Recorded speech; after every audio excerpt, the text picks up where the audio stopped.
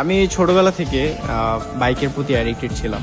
তো বাইক কেনার মতো আসলে ওইরকম কোনো সামর্থ্য অথবা বাইক যে কিনবো সেরকমটা মানে কখনো হয়নি। ছোট ছিলাম তখন, বয়স হবে কত 10, 11, 12 এরকম হবে। বাট যাদেরই বাইক দেখতাম বাইকে উঠে বসতাম, অথবা সিনিয়র যারা ছিল তাদের কাছে বাইক খুঁজে খুঁজে চালাইতাম। অনেক সময় দেখা যায় তাদের সাথে অনেক দূর চলে যেতাম, তারপর 2-4 মিনিটের জন্য বাইকটা দিত, অল্প একটু চালাতে পারতাম আর কি। বাট নেশা ছিল যে একদিন নিজের হয়তো বা এরকম স্পোর্টস বাইকগুলা হবে, একটা সময় হবে। এটা সবসময় ছিল মাথায় যে হবে, একটা সময় হবে, সেটা যত দিন যাক না কেন, বাট হবে। বাট আজকে আমি এই বাইকের নেশা কাটিয়ে এখন গাড়ি চালাতে পারতেছি। হয়তো এটাও আমার না, বাট আমি পারতেছি।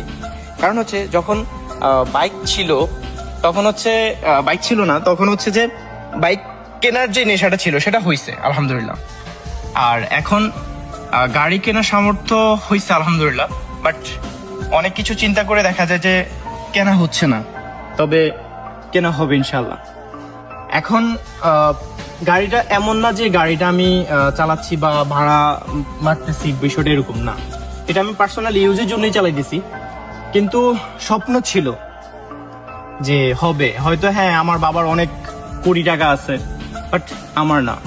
তো নিজের চেষ্টা এবং নিজের চিন্তাধারা থেকে যখনই আমি একটা জিনিস করতে যাব বা করব, সেটা ইনশাল্লাহ আল্লাহ আমাকে যদি সৎ হয়ে থাকি বা সৎভাবে উপার্জন করে থাকি, ইনশাল্লাহ সেটা আল্লাহ নিজ হাতে দান করবে।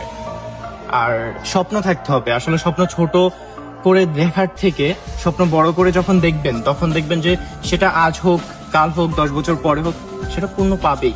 বাট অপেক্ষা করতে হবে, সবর করতে হবে, চাইতে হবে আল্লাহর কাছে।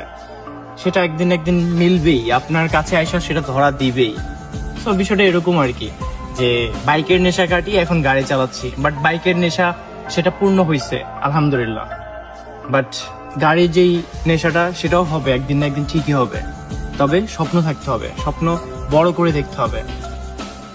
মাথায় রেখেন, আপনি যখন স্বপ্নটা অনেক বড় করে দেখবেন যে সেটা আপনার খুব ইজিলি, অতি দ্রুত আপনি পূরণ করতে পারতেছেন।